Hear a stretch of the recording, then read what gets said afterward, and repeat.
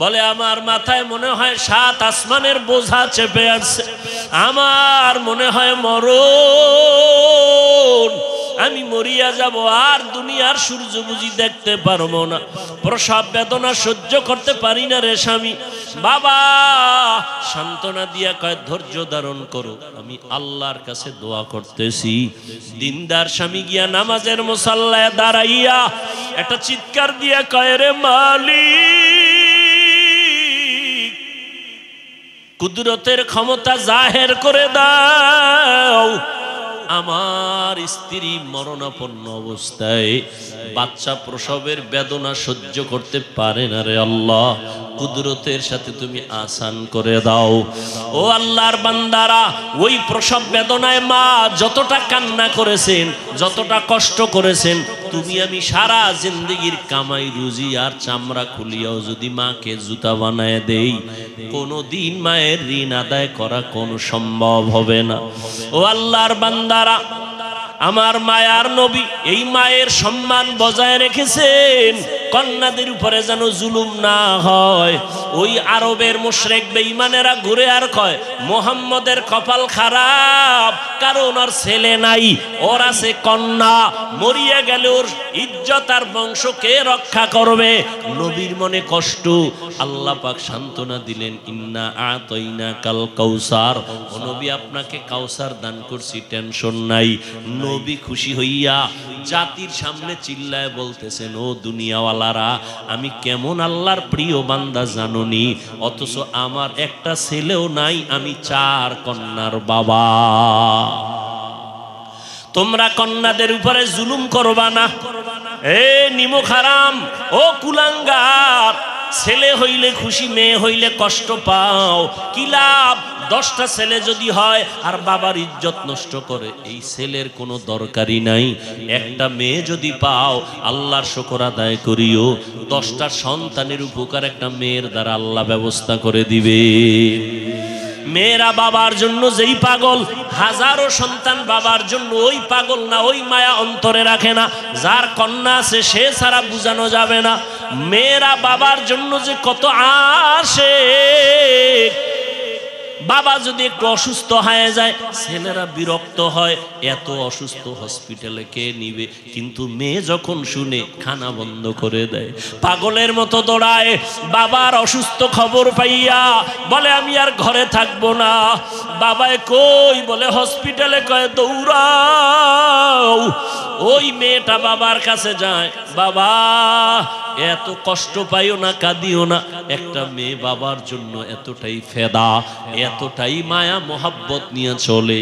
একটা মেয়ে চায় তার কলিজাটা কাইটা বাবার জন্য দিয়া দিবে। ওই মেয়ে পাইয়া যারা খুশি না, তোমাদের কপাল বড় খারাপ। নবী বলেন, একটা কন্যা পাইছো, একটা জান্নাতের মালিক হয়ে গেছো। 2টা কন্যা পেয়েছো, 2টা জান্নাতের মালিক হয়ে গেছো। আমার মায়ার নবী ওই চরিত্রহীন মানুষগুলোর জমিনে আইসা আমার নবী তাদের আলিঙ্গন করলেন, বুকে লাগাইলেন। তোমার আমার মতো সি কইয়া বেনামাজিরে তারায়া দেন নাই। আল্লাহর নবী, ওরা গালি দেয়, নবী আরো কাছে যায়। ওরা লাত্তি দেওয়ার চেষ্টা করে, নবী আরো কাছে যায়। ওরা গালি দেয়, ওরা বদনাম করে, নবী প্রশংসা করে। ওরা জবান বন্ধ রাখে, বেজার হয়, নবী বারবার হাসি দেয়, আসো। নবী এমন ভাবে তাদের মোহাব্বতের বন্ধনে আবদ্ধ করলেন। মাত্র 13 বছরের ব্যবধানে মক্কার মানুষগুলো এত দামি হয়ে গেল। নবী একটা বেতের বাড়িও দেন নাই, একটা গালিও দেন নাই। নবী চোখ গরম করে কারো দিকে তাকান নাই। নবী গালি শুনছেন কিন্তু জবাব দেন নাই। মাত্র 13 বছরের ব্যবধানে এই মক্কার চরিত্রহীন মানুষগুলো এত দামি হয়ে গেল। আল্লাহ জিব্রাইল আমিন রে পাঠায় বলে, যাও লিস্টি দিয়া দিলাম, লিস্টির মধ্যে নাম আছে, নবীকে বলো ঘোষণা দিয়া দেয়, এই লিস্টিতে যাদের নাম আছে সবাই বিনা হিসাবে জান্নাতি। রহমতের নবী অল্প টাইমের ভিতরে মক্কার মানুষগুলোকে জান্নাতি মানুষে পরিণত করে ফেললেন। সুন্দর আখলাক আর ব্যবহার। একদিকে নবী দাওয়াত দেন, অন্যদিকে নবী আল্লাহর কাছে সারা রাত দোয়া করেন, আল্লাহ ওই মানুষটা বুঝে না, হেদায়েতের দরজা খুলে দাও, ওই মানুষগুলোকে দিনের পথে আনো। তায়েফের ময়দানে আমার নবীর আদর্শের দিকে তাকাও। তায়েফের ময়দানে ওই কাফের ওরা সবাই নবীজিরে দেখে ছোট ছোট বাচ্চাগুলোরে লেলিয়ে দিল, বলে পাথর মেরে মক্কার এই পাগলটারে তাড়ায়া দাও। মায়ার নবীরে যখন পাথর মারে বৃষ্টির মতো রক্তগুলো পড়ে পড়ে নবীজির জুতা মুবারক আটকায় গেছে। নবী চোখের পানি ছেড়ে কাঁদে, আল্লাহ সহ্য করতে পারলেন না। ও জিব্রাইল, আমার নবীরে গিয়া বলো এখনই তায়েফের জমিন উল্টায় সব ধ্বংস করে দেই। জিব্রাইল আইসা বলেন, ইয়া রাসূলুল্লাহ, আল্লাহ পাকের হুকুম, আপনি বললে তায়েফের জমিন উল্টায় দিব, সব মেরে ফেলবো। মায়ার নবী কাঁদেন আর বলেন, না না, এদের মারবা না, এরা চিনে না, এরা বুঝে না আমি মুহাম্মদকে। আমার মা নাই, বাবা নাই, আমি বড় ইয়তীম, দুনিয়াতে বাবা বলে ডাকতে পারি নাই, 6 বছরে মা হারায় ফেললাম, আমি বড় অসহায়। তবে এদের মারিও না, একদিন এদের দ্বারা দিনের বড় উপকার হবে। আমার মায়ার নবীকে যতই ওরা গালি দিত, আমার নবী একটা গালিও দেন নাই, জবাবও দেন নাই। নবীর আদর্শ দিয়া মক্কার জমিনটাকে জান্নাতি মানুষ বানায় দিলেন সব। ও আল্লাহর বান্দারা, যে দাড়ি রাখে না তাকে গালি দেওয়া যাবে না, বুঝতে হবে সে কি বিদ্রোহী না আগ্রহী, আগে বুঝতে হবে। একটা লোক নামাজ পড়ে না তাকে গালি দেওয়া যাবে না, কিন্তু যে নামাজ পছন্দ করে না তাকে ছাড় দেওয়া যাবে না। ব্যবধান আছে না নেই? একজনে দাড়ি রাখে না তাকে গালি দেওয়া, আর একজন দাড়িটাকে পছন্দ করে না তাকে ছাড় দেওয়া, সুযোগ পেলেই জুতার বাড়ি। আগ্রহী মুমিন, বিদ্রোহী বেঈমান। রসুলের দরদি মুমিন, বিরোধী বেঈমান। যে বলে দাড়ি না রাখলে অসুবিধা কি, আগ্রহী না বিদ্রোহী? এরকম সমাজে এই যুবক আছে না নাই? ইমানদার না বেঈমান? রসুলের আপন না দুশ্মন? আল্লাহ হেদায়াত দান করুন। খুব সাবধান। দাড়ির মধ্যেই কি ইসলাম? টুপির মধ্যেই কি ইসলাম? এই পোশাক পরো না কেন মদিনার লাইনে? পোশাকের মধ্যেই কি ইসলাম? পর্দা করো না কেন? পর্দার মধ্যেই কি ইসলাম? যেটাকে প্রশ্ন করি সেটার মধ্যেই আঘাত করে। তাহলে পর্দার মধ্যে ইসলাম নাই, দাড়ির মধ্যে নাই, টুপির মধ্যে নাই, পোশাকে নাই, তো ইসলাম কই? তোমার আব্বা কোন সিন্ধুকে তালা মেরে রেখেছে, বের করো। কয় না, ইসলাম এক জায়গায় আছে। কয় কোথায়? কয় ক্ষমতার চেয়ারে বসলে ইসলাম আসে।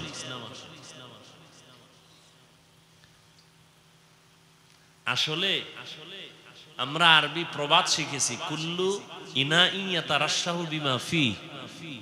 যেই বোতলের মধ্যে যা থাকবে এটাকে উপর করলে তাই। কথা বলেন না কেন? এই বোতলে আছে পানি, আমি মুখ খুললে কি পড়বে? যদি কেরোসিন রাখি তাই পড়বে। কথা ঠিক না? চেষ্টা করি বাতিলের বিরুদ্ধে একটু কন্ট্রোলে কথা বলবো, কিন্তু না, সম্ভব না। আর আমরা মুখস্থ করে উঠি না যে আজকে এই বয়ান করুন। ইখলাসের সাথে চেষ্টা করি, আল্লাহ যা বলান তাই বের হচ্ছে। এটা মুখস্থ করে বলার জিনিসও না। হতে পারে এই কথার কোন রুগী এখানে আছে কি? থাকতে পারে না? যে বলে টুপি না পরলে অসুবিধা কি, টুপির মধ্যেই কি ইসলাম? এ শুধু কপাল পরা না, ডবল কপাল পরা। কেন? নিজেও টুপি পরে না, অন্যের টুপিও পছন্দ করে না। নিজে পরে না, এক কপাল পরা, অন্যেরটাও পছন্দ করে না, এটা ডবল কপাল পরা। নিজেও নামাজ পড়ে না, অন্যের নামাজও পছন্দ করে না। নিজেও হালাল খায় না, অন্য হালাল খায় তা পছন্দ করে না। নিজেও পাগড়ি পরে না, অন্য পাগড়ি পরে পছন্দ করে না। এটা কি সাধারণ দুশ্মন? অথচ এরা বলতেছে আমরা নবী মানি না। আল্লাহ হেদায়াতের দৌলত দান করেন। আসেন হাদিস নিয়ে কিছু কথা বললাম, তো এতটুকু ফিনিশিং দেই। একটা লোক নামাজ পড়ে না তাকে গালি দেওয়া, কিন্তু যে নামাজ পছন্দ করে না তাকে ছাড় দেওয়া। একজনে পর্দা করে না তাকে গালি দেওয়া, আর একজন পর্দা পছন্দ করে না তাকে ছাড় দেওয়া। একজনের দাড়ি রাখে না, তাকে গালি দেওয়া, আর একজন দাড়ি পছন্দ করে না, তাকে ছাড় দেওয়া যাবে না। আল্লাহ কুদরতের দ্বারা হেদায়াতের দৌলত আমাদের সিনায় দান করেন, বাতিলের মোকাবেলায় আমাদের আহলে হকদের বিজয় দান করেন। এবার আয়াত নিয়ে কথা বলি। আপনাদের সকলের জানা পরিচিত একটি আয়াত, ওয়ামা আরসালনাকা ইল্লা রাহমাতাল লিল আলামিন। আয়াতটা আপনারা তো সবাই পারেন, কথা বলেন না কেন? সত্য কথাটা বলতে এত কষ্ট কেন? মানেন আর না মানেন, অন্তত স্বীকার করেন যে হ্যাঁ পারি।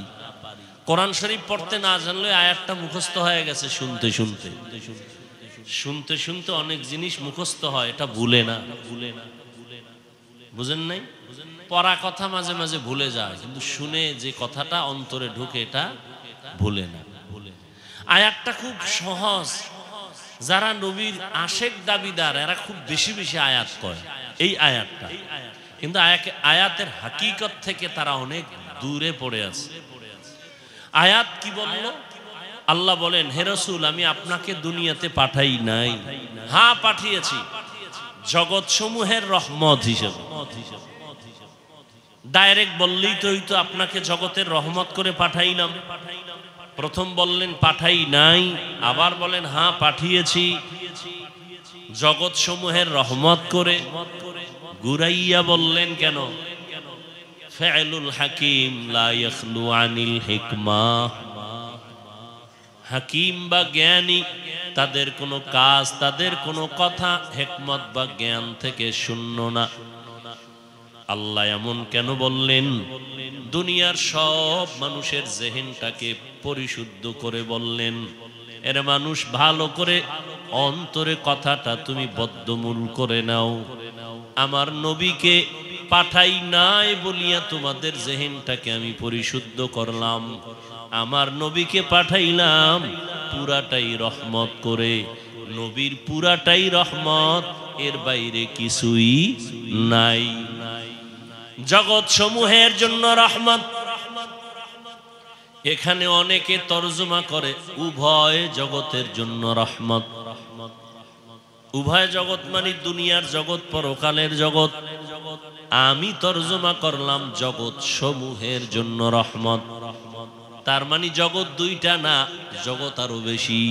রুহের একটা জগৎ, আলাদা জগৎ। মায়ের গর্ভের একটা জগৎ, আলাদা জগৎ। দুনিয়ার জগৎ একটা আলাদা জগৎ। আলমে বারজাখ কবর জগৎ একটা আলাদা জগৎ। হাসরের ময়দানের একটা জগৎ হলো আলাদা জগৎ। জান্নাত ও জাহান্নামের জগৎ আলাদা জগৎ। আল্লাহ বলেন এই সব জগতের জন্য আমি আল্লাহ হলাম রব্বুল আলামিন, আর আমার বন্ধু মুহাম্মদকে বানায় দিলাম রাহমাতুল লিল আলামিন। সমস্ত জগতের জন্য আমি আল্লাহ হলাম রব, আর আমার বন্ধু মুহাম্মদকে বানায় দিলাম রহমত। আমার বন্ধুর পুরাটাই রহমতে ভরা। এই জন্য আমি আল্লাহ প্রথম আওয়াজ দেই গরম, এরপরে নরম। আমার বন্ধুর সব কথাই নরম, গরম কথা কম। আমি আল্লাহ গরম আওয়াজ দিলাম আল আসর ইন্নাল ইনসানা লাফি খুসর। সব মানুষগুলো জাহান্নামে যাবে, সব মানুষ জাহান্নামী, একজনও বাদ নাই। কিন্তু কিন্তু বইলে একটু ঠান্ডা করলাম, সব জাহান্নামে যাবে না। ইল্লাল্লাযীনা আমানু ওয়া আমিলুস সালিহাত, যারা ঈমান আনবে, নেক আমল করবে, এরকম 4 গুণওয়ালারা জান্নাতি। আপনার আমার মায়ার নবী, রহমতের নবী আল্লাহ পাক বুঝায় দিলেন কেমন রহমত। নবী বলেন সব উম্মত জান্নাতি, কুল্লু উম্মতি ইয়াদখুলুনাল জান্নাহ, সব উম্মত জান্নাতে যাবে। কিন্তু যারা আমাকে মানে না তারা সহসায় জান্নাতে যাবে না। রহমতের নবী, রুহের জগতের জন্য নবী রহমত। মায়ের গর্ভের ক্ষেত্রে নবী রহমত, দুনিয়ার জগতের জন্য নবী রহমত, কবর জগতের জন্য নবী রহমত, হাসরের জগতে নবী রহমত, জান্নাত ও জাহান্নামের জগতের মাঝেও রাসূল রহমত। জান্নাতে রহমত হবে, জাহান্নামে রহমত হবে, এটা কেমন কথা? ভিন্ন ভিন্ন আলোচনা। রূহের জগতের জন্য নবী কেমন রহমত, ভিন্ন আলোচনা। দুনিয়ার জগতের জন্য নবী কেমন রহমত, ভিন্ন আলোচনা। কবর জগতের জন্য নবী কেমন রহমত, ভিন্ন আলোচনা। হাসর জগতের জন্য কেমন রহমত আমার নবী, ভিন্ন আলোচনা। আমি শুধু দুনিয়ার জন্য নবী কেমন রহমত এ বিষয়ে দু চারটা কথা বলবো। দুনিয়ার জগতের জন্য নবী রহমত কেমন রহমত? মুমিনদের জন্য রহমত আলাদা,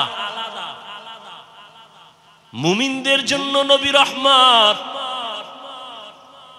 বেঈমানের জন্য নবী রহমত।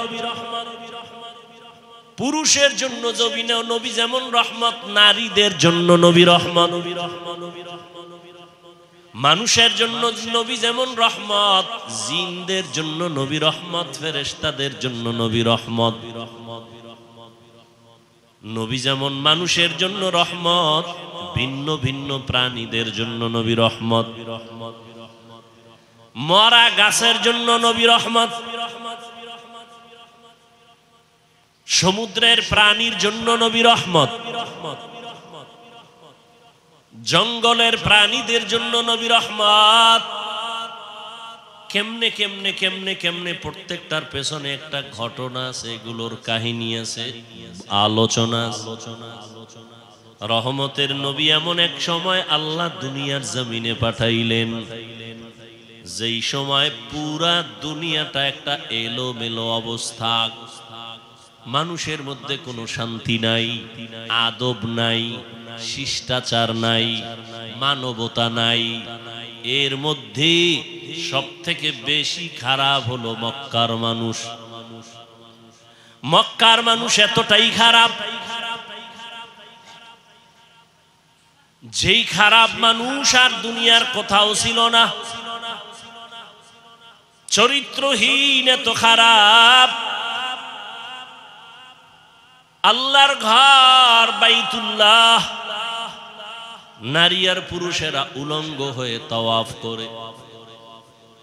মক্কার মানুষ এতটাই খারাপ, নারীদের তারা সমাজে পছন্দ করে না, কন্যাদের পছন্দ করে না। বাবা হইয়া তার আপন মেয়েকে জ্যান্ত পাথর চাপা দিয়া মেরে ফেলে। এতটাই খারাপ।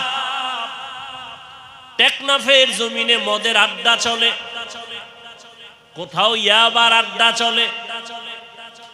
আমাদের মুফতি সাহেব হুজুর আলেমদের নিয়ে বসলেন, কেমনে যাত্রা গান চলবে, ফিরানো যায়,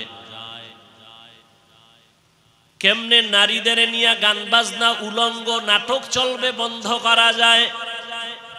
আমরা হুজুরেরা সব একত্রিত হইয়া সম্ভব না। আদা মুসলমানের একটু ডাক দাও।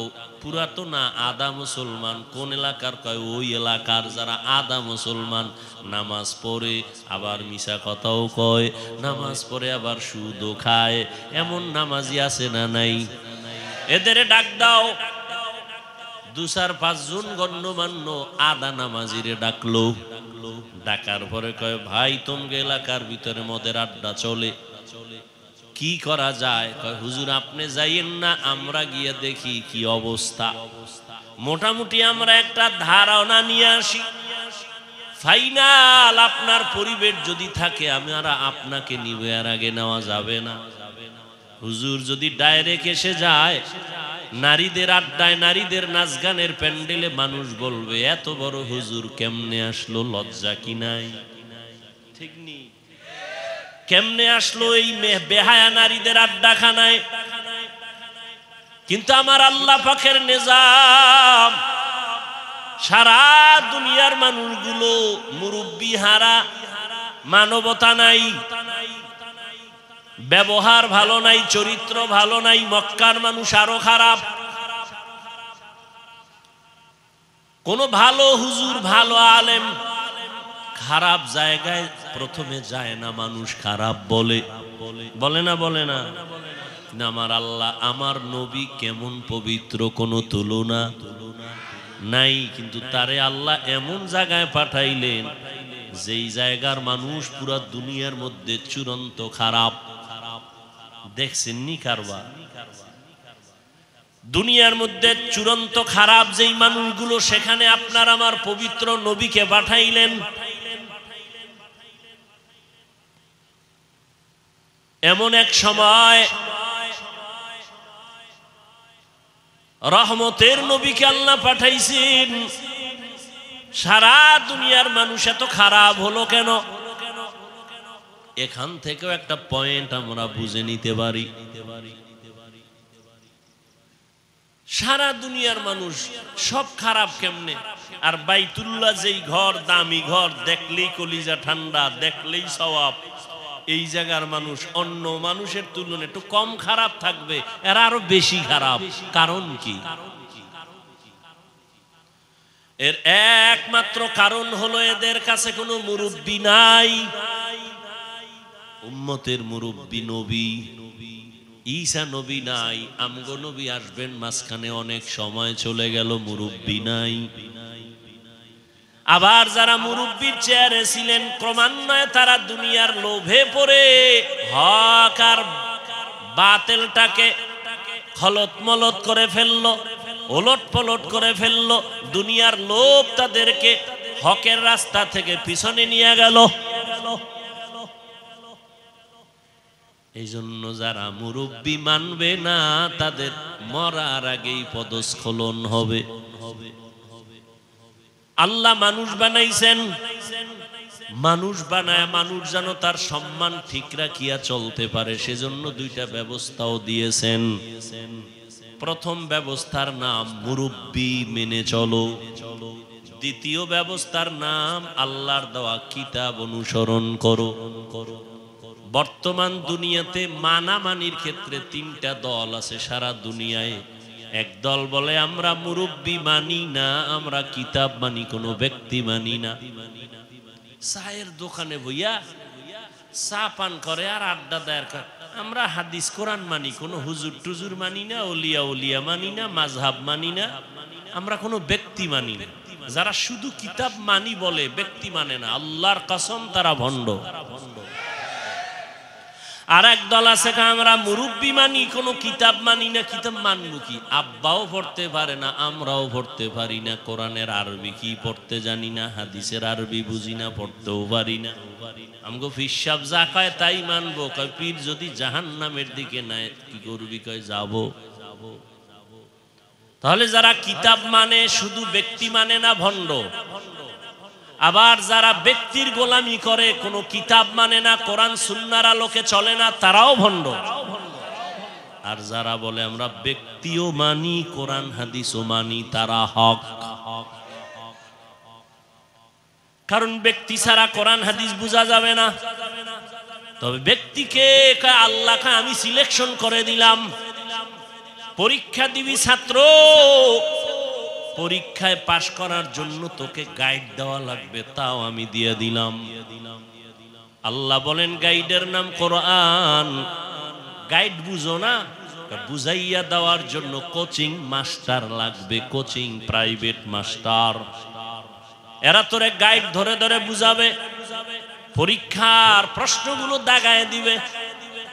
আল্লাহ বলেন আমি গাইড দিলাম কোরআন, আর এই গাইডকে তোর কাছে বুঝাইয়া দেওয়ার জন্য আমি কোচিং মাস্টার বানাইলাম, রাহমাতুল লিল আলামিন। যদি তুই নিজে নিজে গাইড পড়ো, আগাইতে পারবি না, কোনো না কোনো এক জায়গায় আটকায়া যাবি, ফেল। 10 সাবজেক্টের মধ্যে বান্দা তুমি সবটায় যদি 100 করে পাও, একটায় যদি তুমি 20 পাও, তুমি পুরাটাই ফেল। 10টা সাবজেক্টের ভিতরে প্রত্যেকটায় যদি তোমার 100 নাম্বার দরকার নাই, 50 দরকার নাই, 33 করে যদি তুমি সবগুলোতে সমানভাবে পাও তুমি পাস। কিন্তু 9টা সাবজেক্টে তুমি 100 নাম্বার পাইছো, একটায় পাইছো মাত্র 28 বা 25, তুমি পুরা সাবজেক্ট ওয়ারি ফেল। ঠিক না? জিহাদের ময়দানে নাম্বার উঠাইছো 100, তাসকিয়ার লাইনে তোমার নাম্বার 20, তুমি ফেল। তাসকিয়ায়ে নফসের লাইনে তোমার নাম্বার 100, জিহাদের ময়দানে তোমার নাম্বার 20, তুমি ফেল। আমার রসুলের প্রত্যেকটা কাজের ক্ষেত্রে তোমার অন্তর দিয়া দাও, জান মাল কোরবান করে 100 নাম্বার উঠাও, তুমি পাস। রহমতের নবী বিদায় বেলা চলে গেলেন। এই উম্মত কিয়ামত পর্যন্ত আর একটা সেকেন্ডের জন্য নবীকে পাবে কি? টেকনাফে নবী আইবেননি? মাঝে মাঝে আসবেন। আবু বকর, ওমর, ওসমান, আলী, কোন সাহাবায়ে কেরাম আসবেন রাদিয়াল্লাহু আনহুম আজমাইন, আসবেন আবু হানিফা, ইমাম বুখারী, ইমাম মুসলিম, ইমাম তিরমিজি আসবেন, বড় পীর আব্দুল কাদের জিলানী আসবেন। আমগো কাম কি? আমরা তো জান্নাতে যাব না ইনশাআল্লাহ। এখন জান্নাতে যে যাব, পথ কই, ঠিকানা কই? ঠিকানা লাগবে না? ঠিকানা আছে কোরআন হাদিসে। কোথায়? এখন আপনি কোরআনের আরবিও বুঝেন না, হাদিসেরও আরবি বুঝেন না, আপনার উপায় কি? একটাই মাত্র পথ। আল্লাহর নবী বলেন, আমি বিদায় হয়ে গেল, আমি 2টা জিনিস তোমাদের মাঝে রেখে গেলাম, দইরা রাখলে ঈমানও যাবে না, সম্মানও যাবে না। ঈমানও যাবে না, সম্মানও যাবে না। খেয়াল করেন, এই উঠা বসা করেন কেন ভাই? লড়াচড়া করেন কেন? কারো জ্যৈষ্ঠ মাস, কারো সর্বনাশ। ভালো করে বুঝার চেষ্টা করেন, খুব সাবধান। কিয়ামত পর্যন্ত কেউ আসবেন না, নবী আসবেন না, সাহাবায়ে কেরাম আসবেন না। জান্নাতে তো যেতে চাই, ঠিকানা কোরআন হাদিসে কিন্তু পড়তেও পারি না, কপাল খারাপ। হাদিসের আরবি বুঝি না, ব্যাখ্যা তো পরের কথা। কোরআনের তরজমা বুঝি না, ব্যাখ্যা পরের কথা। ওয়ালা দল্লিন আছে না? প্রত্যেক নামাজেই কিন্তু এই আয়াত পড়ি, গায়রিল মাগদুবি আলাইহিম ওয়ালাদ-দাল্লিন।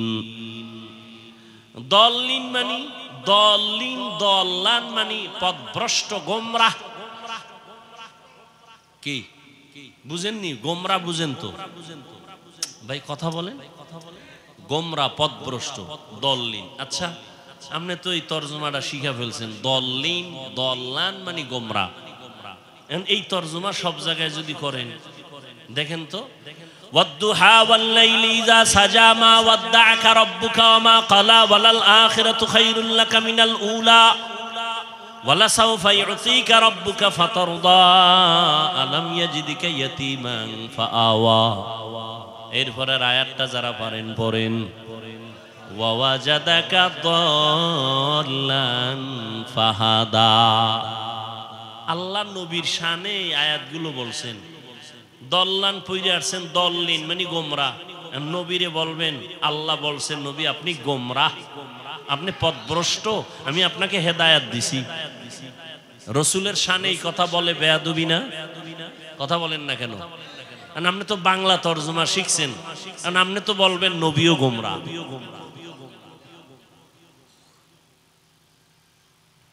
ভাইরা আমার, আলমিরা, আলমিরা সিন্দুক আছে না, তালা মেরে রাখছে, যার কাছে চাবি আছে। গতকালও চট্টগ্রামে বলেছিলাম, এই সিন্দুকের চাবি যার হাতে, সেই জানে একমাত্র সিন্দুকের ভিতরে কি আছে। তোমার কাছে চাবি নেই, কিন্তু সিন্দুকের সৌন্দর্য দেখা তুমি বলতে পারবা না এর ভিতরে স্বর্ণ, এর ভিতরে রাসেল বাইপারও থাকতে পারে। যার কাছে চাবি আছে সে জানে সিন্দুকের ভিতরে ভালো না খারাপ। আল্লাহর কসম করে বলি, ভালো করে বুঝো হে মুমিন, আল্লাহর কোরআন এটা একটা মহা পৃথিবীর একটা শ্রেষ্ঠ সিন্ধু। এর চাবি আছে একমাত্র নবী ওলামায়ে কেরামের হাতে দিয়ে গেছেন, আর কারো হাতে দেন নাই। ওলামায়ে কেরামিরে জানবেন কোরআনের মধ্যে কি আছে কি নাই, হাদিসে কি আছে কি নাই। তুমি বাংলা তরজমা পড়ে উপরের কিছু দেখবা, ভেতরের খবর নেওয়ার কম ক্ষমতা না। ইলমেরা ইজাজো করদন বেহিসাব, খলকেরা দাদন জওয়াবে বাসওয়াব, হক না দারদ দোস্তে খলকা জারেরা, নিস্তে ই খসলত একে দিনদারেরা। ইঞ্জিনিয়ারের কাম হইল বিল্ডিং এর ডিজাইন করব নাকি? হেও বালু সিমেন্ট মিলে ইট গাঁথবে, গাঁথতে গেলে আঁকা বাঁকা হয়ে যাবে। এখানে ইঞ্জিনিয়ারিং চলবে না। ডাক্তারের কাজ হলো রোগীর চিকিৎসা করবে, ডাক্তারের কাজ না তোমাকে হুইল চেয়ারে করে এরপরে বেডের মধ্যে নিয়ে যাবে। আল্লাহ প্রত্যেকের একটা দায়িত্ব দিছেন। ওলামায়ে কেরামের দায়িত্ব উম্মতের হেদায়েতের পথে ডাকবেন। ওয়াজআলনা মিনহুম আইম্মাতান ইয়াহদুনা বিআমরিনা। ওলামায়ে কেরামের কাজ হলো বড় কাজ, মূল কাজ। মানুষের হেদায়েতের পথে ডাকবেন। ইয়াহদুনা বিআমরিনা, ইয়াদউনা বিআমরিনা বলেন না, ইয়াহদুনা বিআমরিনা। ওলামায়ে কেরাম তার মূল কাজ মানুষকে আল্লাহর সাথে সম্পর্ক জড়ায় দিবেন। এটা আলেমের কাজ। এই কাজ ডাক্তার পারে না, এই কাজ ইঞ্জিনিয়ার পারে না, এই কাজ কোনো ব্যবসায়ী পারবে না, এই কাজ কোনো প্রফেসর পারবে না, এই কাজ কোনো ডাক্তার পারবে না। ডাক্তার যদি আমি আলেমের কাজটা নিতে যাই, আমি ইঞ্জিনিয়ারিং পড়ি নাই, আমি যদি একটা কাগজ কলম নিয়ে ডিজাইন করা শুরু করি, আউলা জাউলা হয়ে যাবে, সুন্দর হবে না। ওরে ডাক্তার যদি ইঞ্জিনিয়ারিং এর কাজটা না, ইঞ্জিনিয়ার যদি ডাক্তারের রোগী দেখার চেষ্টা করে, সব ওলট পালট হবে, অসুন্দর হবে, কোনোটার সীমানায় পৌঁছা যাবে না। আমি আলেমের কাজটা ডাক্তার যদি অভিজ্ঞতা না নিয়ে করা শুরু করে, উম্মতের ক্ষতি ছাড়া কোনো লাভ হবে না। কিন্তু কপাল খারাপ, ব্যবসা আমি আলেম না করলেও অন্যরা করতে পারবে না, পারবে না। চাকরি পারবে, আমার কাজটা হেদায়াতের যে কাজ আল্লাহ দিছেন, এটা কি অন্য কেউ পারবে? এজন্য পাকিস্তানের মুফতি রশিদ আহমদ লুধিয়ানভি রহমাতুল্লাহ আলাইহি আহসানুল ফতোয়ায় লিখেছেন, আলেমের মূল কাজ মানুষকে হেদায়াতের পথে ঢাকা, এগুলো বাদ দিয়া ভিন্ন কাজ করা জায়েজ নাই, হারাম। এখন আমাকে স্লোগানে একটা কি ঢুকছে, আলেমরা পিছিয়ে থাকবে কেন? একটা মন্ত্র কে ঢুকাই দিছে ভিতরে, আলেমরা পিছিয়ে থাকবে কেন? আমি কই আলেম পিছিয়ে রইল কই? জানাজার ময়দানে আলেম সবার আগে, বিবাহের মজলিসে আলেমের সম্মান নিচে না উপরে, পিছিয়ে কই? বয়ানের প্যান্ডেলে আলেমের মর্যাদা কম না বেশি? এমপি সাহেব দেখলে কয় হুজুর দোয়া কইরেন, মন্ত্রী মহোদয় কয় হুজুর মোনাজাতটা আপনিই দেন। কেন মন্ত্রী আপনি পারেন না? আব্বাও দেন, আমিও বুঝি না, আপনিই দেন। তাহলে আলেম পিছনে? তোমাকে এই মন্ত্র কে শিখিয়েছে? আলেমরা পিছিয়ে থাকবে কেন? তার মানে ইমামতি বাদ দাও, কয় টাকা পাবা, কি করবো, কয় ব্যবসা করো, চাকরি করো, ইমামতি বাদ দাও। তো আলেমরা ইমামতি বাদ দিলে গরু আইয়া ইমাম হবে? মিডিয়ার যুক্ত কথা বলতো কঠিন, কোন দিক দিয়ে কোন দিকে নিয়ে যায় আল্লাহ ভালো জানে।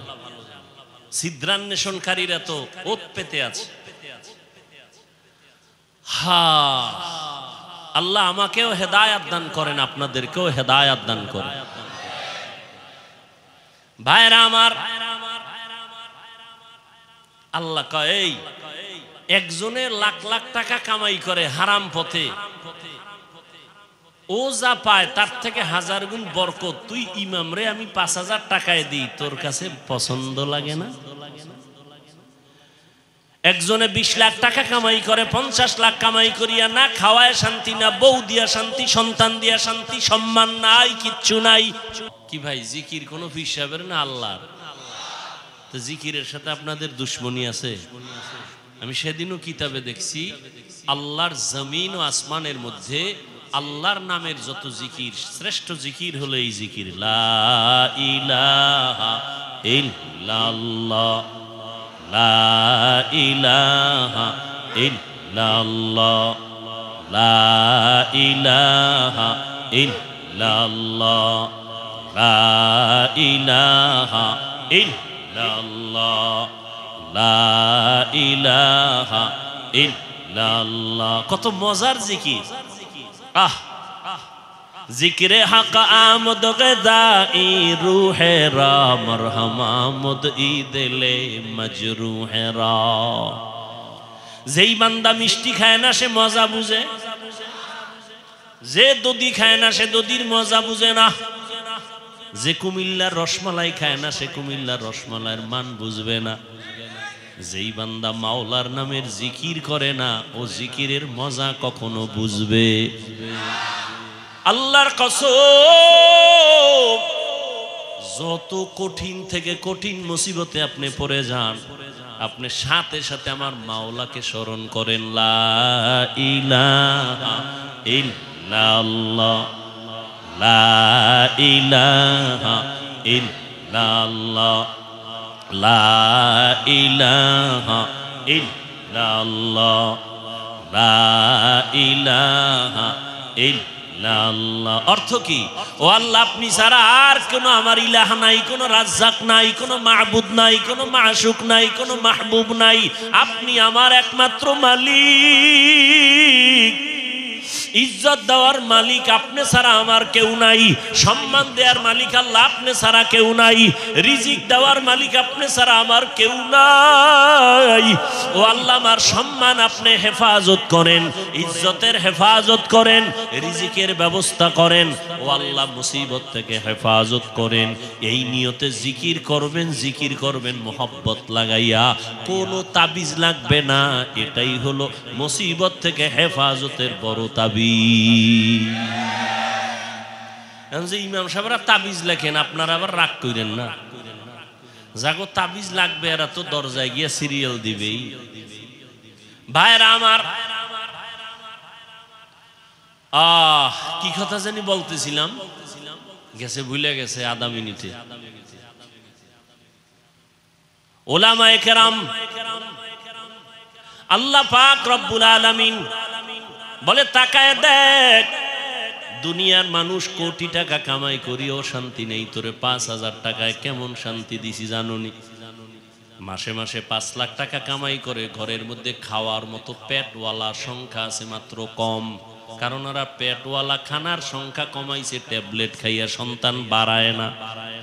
আর তুই চাকরি করো, মসজিদে খেদমত করো, বেতন 10,000, মাদ্রাসায় পড়ো 10,000, 5-7 মাস বাকি, তোর ঘরে খানেওয়ালার সংখ্যাও বেশি না। কারণ আমরা তো ট্যাবলেট খাই না। আমরা তো রসুলের ওই হাদিসটা যেদিন শুনলাম, ওই বাড়ির মাইয়া বিয়া করবি যেই বংশে সন্তান বেশি হয়।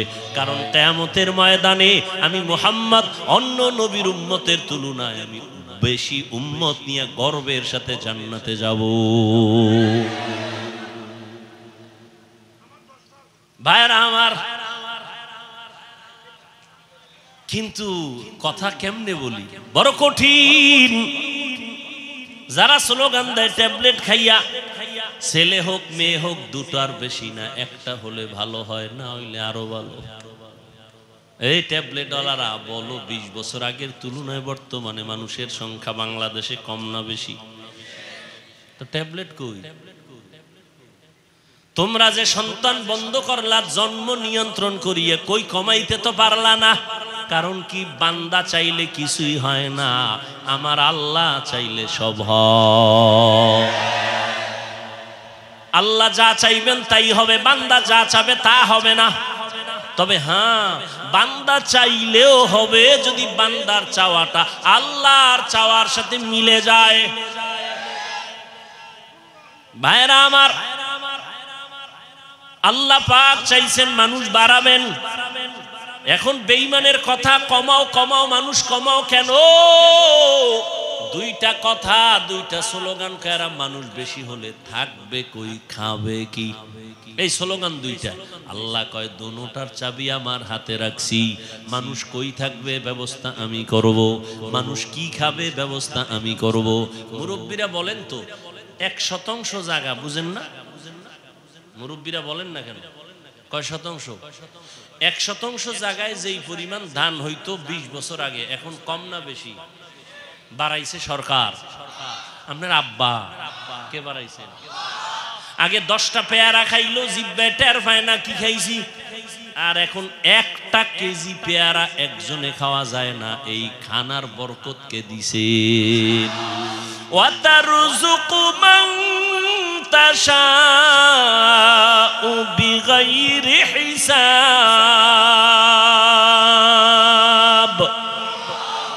गर तवक्कुल मीकुनी हर सुबह शाम मीरसानद रिस्क तू अज़ला मकाम जुज़बा हक़ ची ज़े मखा अज़ इंसुजा फज़ले उआ मस्ते दर जुमला जहां। রিজিক আগের তুলনায় বরকত বাড়ছে না? এখন কিন্তু খাওয়ার মানুষ নাই, খানা আছে অনেক, খাওয়ার মতো মানুষ নাই। 10 জনের খানা একজনে খাইতে পারতো, এই মানুষও ছিল না, এখন নাই। এখন নাই কিন্তু কিলাকিলিটা আছে, খাইতে চায় বেশি, পারবে আধা কেজি কিন্তু 1 কেজি নিয়ে টানাটানি। ডাক্তার বলছে মিষ্টি খাওয়া হারাম, হয়ে গেছে সবে বরাতে মিষ্টি আনতে মসজিদে তবারক।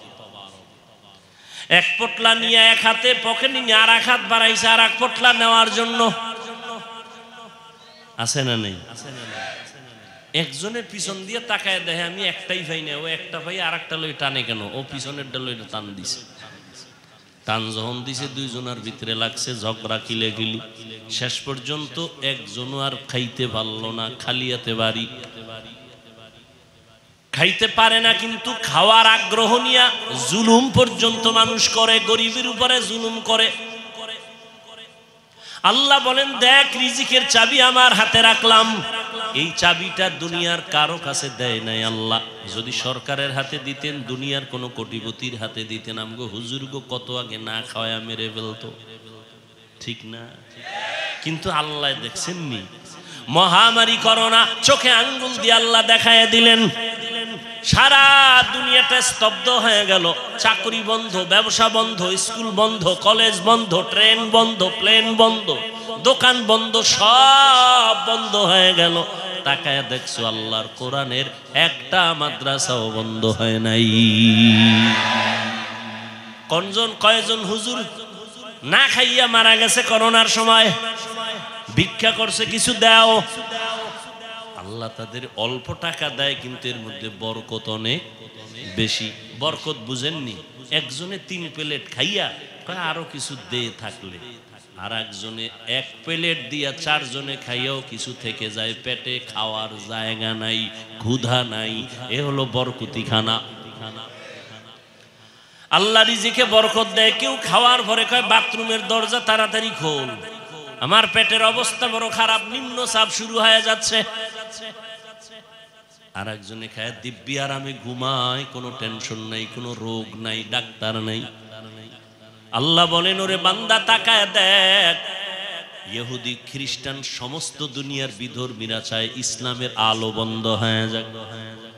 আমার আল্লাহ বলেন আমি আলোটা কেমনে জ্বালাইছি দেখছুনি? করোনায় সব বন্ধ, কোরআনের আলো বন্ধ নাই, কোন হুজুর না খায় মরে নাই।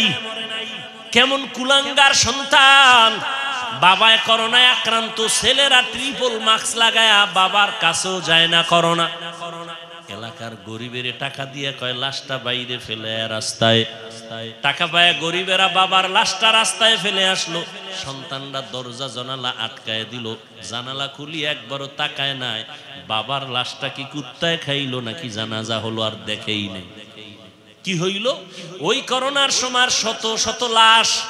ইতিহাস ভুলে যাইও না রে যুবক, ওই করোনার সময় শত শত লাশ। আমার দেশের কিছু পুলিশ ভাইরা আর অধিকাংশ টুপিওয়ালা ওলামায়ে কেরামরা এই করোনার লাশগুলো নিজের কাঁধে নিলেন, গোসল করাইলেন, কাফন পরাইলেন, দাফন পরাইলেন। একজন হুজুরেও করোনায় মরে না। আল্লাহ চোখে দেখায় দিলেন আঙ্গুল দিয়ে। এরপরও যারা দেখবে না কি আর করা, যে দেখবে না সে আমি হাফিজুর রহমানেরটা দেখবে তো পরের কথা, মক্কা মদিনার ইমামেরটা দেখবে দূরের কথা। স্বয়ং রাসূল যদি বয়ান করে এরপরও কপালে কালেমা আসবে না। এরকম দুই একটা বেঈমানের নাম আপনারা জানেন না, যে রাসূলের বয়ান শুনিয়াও কালেমা পড়ে না। এরকম বেঈমানের নাম জানেননি? কে কে? আবু জাহাল নামের বেঈমান হাতের মুষ্টির মধ্যে পাথর নিয়ে কয়, ভাতিজা বলতে পারো হাতের মুষ্টির মধ্যে কি আছে? বলতে পারলে কি হইব? আমি এখন তোমারে নবী মানবো, কালেমা পড়ো। নবী বলেন, আমি হাতের মুষ্টিতে কি আছে জানি না। কেন জানো না? আমি গায়েবের মালিক না, তবে হাতের মুষ্টিতে যা আছো, নবী ইশারা করলেন, ও মুষ্টির ভিতরে যা আছো একটু আওয়াজ দাও। সাথে সাথে আবু জাহালের হাতের পাথরগুলো কালেমা পড়া শুরু করলো। আবু জাহিল্লা পাথরগুলো মাটির মধ্যে ফালায় কয়, মুহাম্মদ বড় জাদুকর। নবীজির বয়ান শুনিয়াও কপাল পরা কালেমা পড়ে না। আর আমার মাওলা যদি কপাল খুলে দেন, নবীকে জবাই করতে আসিয়াও কালেমার মালা গলায় লাগা। কে কে? মান ইয়াহদিল্লাহু ফাহুয়াল মুহতাদ ওয়া মান ইউদ্লিল ফালান তাজিদা লাহু ওয়ালিয়াম মুরশিদা। রহমতের নবীর আলোচনা করতেছিলাম। রহমতের নবী উম্মতের মাঝে দুইটা জিনিস রেখে গেলেন, কোরআন আর সুন্নাহ। কোরআন হাদিস একটু আগেই কিন্তু বলছি জান্নাতের ঠিকানা আছে কোরআন হাদিসের ভিতরে, কিন্তু নবী কোরআন আর হাদিস রেখে গেলাম বলেন নাই, বলছেন আমি কোরআন আর সুন্নত রেখে গেলাম। এই দুইটা জিনিস আঁকড়াইয়া ধরো, ঈমানও যাবে না, সম্মানও যাবে না। এই পৃথিবীর বর্তমান পরিস্থিতি বড় খারাপ। মুমিনের জন্য ফিলিস্তিনের মুসলমানের করুণ হালাত, ওদিকে আসামের মুসলমান, চেচনিয়া বসনিয়ার মুসলমান, সারা দুনিয়ার বার্মার মুসলমান সহ কি এক করুণ অবস্থার মধ্যে। আল্লাহর শুকর যার কাছে আল্লাহর কোরআন আর সুন্নত যতটুকু আছে তার সম্মান ততটুকুই আছে, এখনো আছে। নাই পারে না কোরআনওয়ালাদের মেরে ফেলবে, কিন্তু না, আল্লাহ যদি বাঁচায় রাখেন, হেফাজত করেন, কেউ তার ক্ষতি করতে পারে নাই, পারবেও না। পিছনে পিছনে ধৈরা ফেলামু, অমুক হুজুরের সাইজ করে দেবো। আল্লাহর কুদরত যদি ইখলাস নিয়ে চলে, পৃথিবীর নিকৃষ্ট সন্ত্রাসীও যদি আইসা দাঁড়ায়, আলেমের পিছনে যাই বলুক, সামনে আইসা শুধু চেহারাটার দিকে নজর দিলে মোমের মতো বেঈমান দুর্বল হয়। কুদরত কার? এরে আল্লাহর বান্দারা, রহমতের নবী বলেন, ইলমের চাবি আমি উলামায়ে কেরামের হাতে দিয়া গেলাম। উলামায়ে কেরামদের থেকে তোমরা জান্নাতের ঠিকানা নাও, তাদের থেকে নিয়ে তোমরা জান্নাতের পথে চলো, সুন্নাত অনুযায়ী চলো। রহমতের নবী এমন একটা টাইমে মদিনা মক্কা নগরীতে আসলেন, যেই মানুষগুলো চরিত্রহীন, খারাপ, নারীদের পছন্দ করে না, বিধবারে পছন্দ করে না, কন্যাদের পছন্দ করে না, বাবা কন্যা হলেই মনটা বেজার, লজ্জায় মাথা উঁচু করে না। কেন? কন্যা হইছে, মানুষ খারাপ বলবে। বর্তমান ১৫০০ বছর পরেও কিছু কুলাঙ্গারের বাচ্চা এই জমিনে আছে, কন্যা হলে বউয়ের সাথে ঝগড়া করে, ছেলে হলো না কেন, মেয়ে হলো কেন? আছে না নাই? ছেলে মেয়ে কি স্ত্রী দেয়? যদি তাই মনে করো তো দোষ তো স্বামীর। স্ত্রী তো তোমার জিনিসটাকে বহন করে, কষ্ট করে, না খানা না ঘুম, কষ্ট করে তোমার জিনিসটাকে আমানতের সাথে রক্ষা করে, তাকে পুরস্কার দেওয়া উচিত। কথা ঠিক না? জীবনের মূল কষ্ট মায়ের প্রসব বেদনা, সাত আসমান সাত জমিন তখন মায়েরই মাথায়। জীবনের মূল কষ্ট মায়ের প্রসব বেদনায়। সাত আসমান সাত জমিন তখন মায়েরই মাথায়। আমার সুন্দর মুখ দেখে মার, আমার সুন্দর মুখ দেখে মায়ের ব্যথা যায় দেয় হাসাইয়া। ও আমার প্রাণের মা, মা গো মা, কোথায় গেলে মোরে ছাড়িয়া। জনম দুঃখী ইয়াতীম আমি, চায় না কেহ ফিরিয়া। আমি যখন ছিলাম আমার মায়েরই উদরে, চলাফেরা করলেন যে মায় কত কষ্ট করে। আমি যখন ছিলাম আমার মায়েরই উদরে, চলাফেরা করলেন যে মায় কত কষ্ট করে। এমন মাকে কেমনে আজি, এমন মাকে কেমনে আজি যাব আমি ভুলিয়া। ও আমার প্রাণের মা, মা গো মা, কোথায় গেলে মোরে ছাড়িয়া। জনম দুঃখী ইয়াতীম আমি, চায় না কেহ ফিরিয়া। এরে আল্লাহর বান্দা, মা একটা সন্তান নিয়ে কতই যে কষ্ট করেন, স্বামীকে বুঝাইলেও জীবন ভর বুঝবে না রে বাবা। ওই বোঝা তো তোমার মাথায় কোনো দিন আসে না রে বাবা। আম্মা জান ঘুমাইতে গেছেন, হঠাৎ বেদনা শুরু, ঘুম নাই, সারাটা রাত কান্নায় চলে গেল। খানার প্লেট নিয়ে বসছেন, খেতে পারে নাই, ব্যথা শুরু হয়ে গেছে। সারা দিন আম্মা জান কান্না করে কাটাইলেন। ও আল্লাহর বান্দা, আম্মা জানের কণ্ঠ বাহিরের কেউ শুনে না কখনো, কিন্তু প্রসব বেদনা যখন শুরু হয়ে গেল, আম্মা জানের চিৎকারের আওয়াজ, আশেপাশের মানুষ বাড়িওয়ালারা ঘুমাইতে পারে না। মহিলা ঘরের মধ্যে কখনো কণ্ঠের আওয়াজ শুনি নাই, কিন্তু এখন চিল্লায় কেন রাত্র 12টার ভোরে। খবর নিয়ে দেখে বাচ্চার প্রসব বেদনা শুরু হয়ে গেছে। আম্মা জানের মনটা এতই যে দুর্বল, মনে হয় যেন মরিয়াই যাবে। এত চিৎকারের আওয়াজ।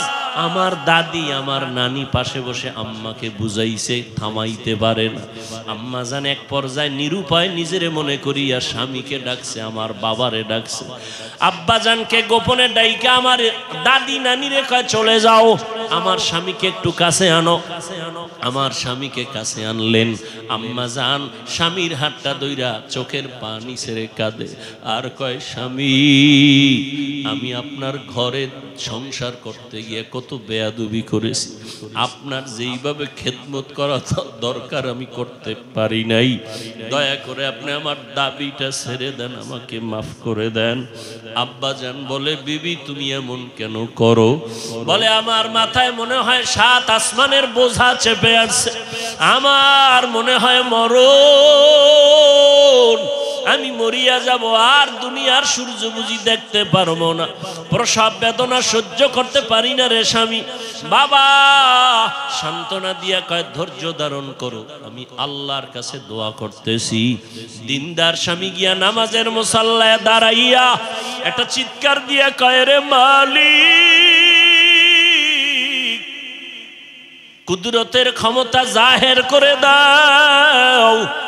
আমার স্ত্রী মরণাপন্ন অবস্থায় বাচ্চা প্রসবের বেদনা সহ্য করতে পারে না রে আল্লাহ, কুদরতের সাথে তুমি আসান করে দাও। ও আল্লাহর বান্দারা, ওই প্রসব বেদনায় মা যতটা কান্না করেছেন, যতটা কষ্ট করেছেন, তুমি আমি সারা জিন্দগির কামাই রুজি আর চামড়া খুলিয়াও যদি মাকে জুতা বানায় দেই, কোনোদিন মায়ের ঋণ আদায় করা কোনো সম্ভব হবে না।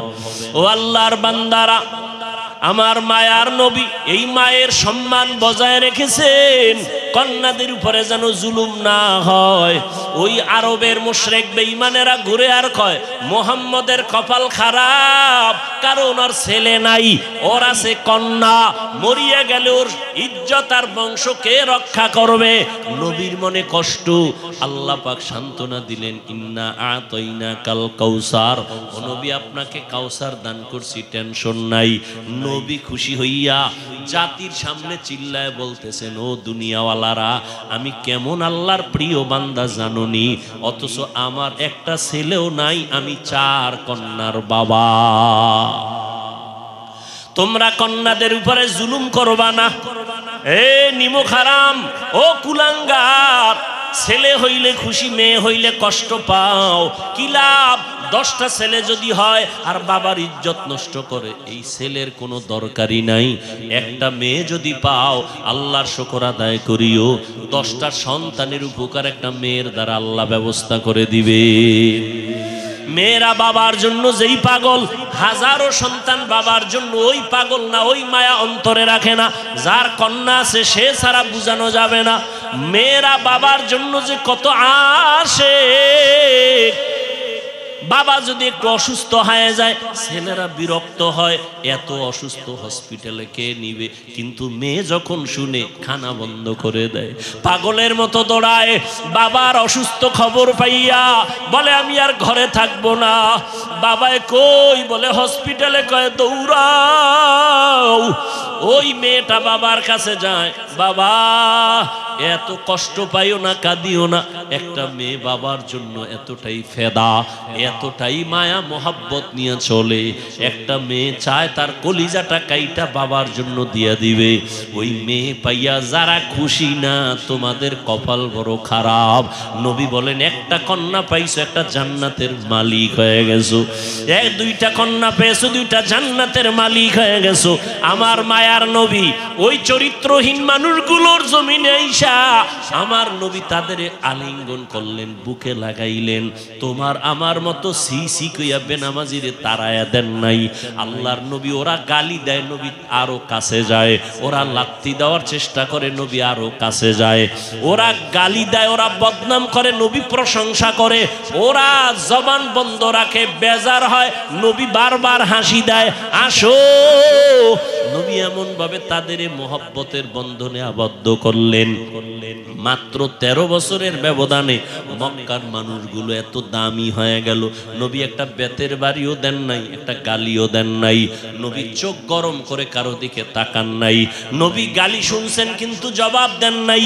মাত্র 13 বছরের ব্যবধানে এই মক্কার চরিত্রহীন মানুষগুলো এত দামি হয়ে গেল। আল্লাহ জিব্রাইল আমিন রে পাঠায় বলে, যাও লিস্টি দিয়া দিলাম, লিস্টির মধ্যে নাম আছে, নবীকে বলো ঘোষণা দিয়া দেয়, এই লিস্টিতে যাদের নাম আছে সবাই বিনা হিসাবে জান্নাতি। রহমতের নবী অল্প টাইমের ভিতরে মক্কার মানুষগুলোকে জান্নাতি মানুষে পরিণত করে ফেললেন। সুন্দর আখলাক আর ব্যবহার। একদিকে নবী দাওয়াত দেন, অন্যদিকে নবী আল্লাহর কাছে সারা রাত দোয়া করেন, আল্লাহ ওই মানুষটা বুঝে না, হেদায়েতের দরজা খুলে দাও, ওই মানুষগুলোকে দিনের পথে আনো। তায়েফের ময়দানে আমার নবীর আদর্শের দিকে তাকাও। তায়েফের ময়দানে ওই কাফের ওরা সবাই নবীজিরে দেখে ছোট ছোট বাচ্চাগুলোরে লেলিয়ে দিল। বলে, পাথর মেরে মক্কার এই পাগলটারে তাড়ায়া দাও। মায়ার নবীরে যখন পাথর মারে, বৃষ্টির মতো রক্তগুলো পড়ে পড়ে নবীজির জুতা মুবারক আটকায় গেছে। নবী চোখের পানি ছেড়ে কাঁদে, আল্লাহ সহ্য করতে পারলেন না। ও জিব্রাইল, আমার নবীরে গিয়া বলো এখনই তায়েফের জমিন উল্টায় সব ধ্বংস করে দেই। জিব্রাইল আইসা বলেন, ইয়া রাসূলুল্লাহ, আল্লাহ পাকের হুকুম, আপনি বললে তায়েফের জমিন উল্টায় দিব, সব মেরে ফেলবো। মায়ার নবী কাঁদেন আর বলেন, না না, এদের মারবা না, এরা চিনে না, এরা বুঝে না আমি মুহাম্মদকে। আমার মা নাই, বাবা নাই, আমি বড় ইয়তীম, দুনিয়াতে বাবা বলে ডাকতে পারি নাই, 6 বছরে মা হারায় ফেললাম, আমি বড় অসহায়। তবে এদের মারিও না, একদিন এদের দ্বারা দিনের বড় উপকার হবে। আমার মায়ার নবীকে যতই ওরা গালি দিত, আমার নবী একটা গালিও দেন নাই, জবাবও দেন নাই। নবীর আদর্শ দিয়া মক্কার জমিনটাকে জান্নাতি মানুষ বানায় দিলেন সব। ও আল্লাহর বান্দারা, ওই রহমতের নবী কেমন আদর্শ কায়েম করে দিলেন। যুবকদের নবী বলে গেলেন, যুবকের আমি মুহাম্মদের উপকার করেছে, বুড়ারা আমি মুহাম্মদের বিরোধিতা করেছে। ও যুবক বাবা, কয়দিন আর দুনিয়াতে বাঁচবা? আমি কিন্তু এতক্ষণ চিল্লাইলাম, তোমার পায়ে ধরে ধরে বয়ান করলাম, কুত্তার মতো সারাটা দেশে ওলামায়ে কেরাম দৌড়ায় আর বয়ান করে, পাও ধরে। ও আল্লাহর বান্দারা, বিনিময়ে তোমরা একটা টাকাও দাও না, বরং গালি দাও, বিরোধিতা করো।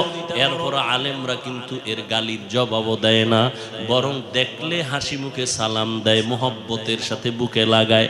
এর একটাই মাত্র কারণ, নববী আদর্শে তারা চলতেছেন, দুনিয়ার মানুষের দিনের পথে ডাকতেছেন। ও যুবক বাবারা, আজকে আমি এই কথা বলি নাই তুমি আজকে আমার মতো পাগড়ি লাগাও, স্কুল কলেজে তালা লাগায় মাদ্রাসায় চলে আসো। না রে বাবা, তুমি স্কুলে থাকো, কলেজে থাকো, লেখাপড়া করো, চাকরি করো, ডাক্তারি পড়ো, ইঞ্জিনিয়ারিং পড়ো, ব্যবসা করো, রহমতের নবীর মোহাব্বত লাগায় সুন্নাতওয়ালা জিন্দেগির দিকে আগাও। মা বাবার দোয়া নাও, মা বাবার দোয়া ছাড়া এই চেয়ারে আমিও বসতে পারি নাই। ও টাকাওয়ালা, মা বাবার দোয়া ছাড়া, কান্না ছাড়া তুমি কিন্তু টাকার মালিক হতে পারো নাই, বাড়ি গাড়ির মালিক হতে পারো নাই। ওই মা বাবার জন্য কলিজা ভরে দোয়া করিও। মা বাবার জন্য মসজিদে বসে আছো, একবার আলহামদু সূরা কুল হুয়াল্লাহ 3 বার দরুদ শরীফ পড়ে একা একা দোয়া করিলে, কবরের সামনে যাওয়ার সময় থাকলে যাইও। ও আল্লাহর বান্দা, যাদের মা বাবা বেঁচে আছে, মায়ের কাছে গিয়া দোয়া চাইও। ও বাবা, তোমার মতো যুবক আজকে জেনারেল লাইনে থাকিও নামাজ পড়ে অভাব নাই, সাগরে গিয়া মাছ ধরে নামাজ ছাড়ে না, চাকরি করে নামাজ ছাড়ে না, গাড়ি চালায় নামাজ বাদ দেয় না। ও আল্লাহর বান্দা যুবক, তুমি কেন পারবা না? ও পর্দার আড়ালের আম্মা জানেরা, আপনাদের অবদানের কারণেই তো এই দুনিয়াতে সন্তান ভালো হয় খারাপ হয়। যত ভালো সন্তান আসছে আপনাদের অবদান আর মেহনত আর দোয়া। ও আম্মা জানেরা, আপনাদের আল্লাহ নবী বানান নাই, তবে নবীদের মা বানাইছেন। আপনারা আলেমদের মা, আপনারা হাফেজদের মা, আপনারা ভালো ভালো সন্তানদের মা। এরে আম্মা জান, আপনি তো আয়েশা রাদিয়াল্লাহু আনহার মতো দামি নারী, ফাতেমা রাদিয়াল্লাহু আনহার মতো দামি নারী, আপনি তো খাদিজা রাদিয়াল্লাহু আনহার মতো দামি নারী, ইসমাইল নবীর মা হাজরা আলাইহিস সালামের মতো দামি নারী। আপনারা তো এত দামি, এত মর্যাদা আল্লাহ আপনাদের দান করেছেন। আপনারা ঈসা নবীর মা মারিয়াম আলাইহিস সালামের মতো দামি নারী।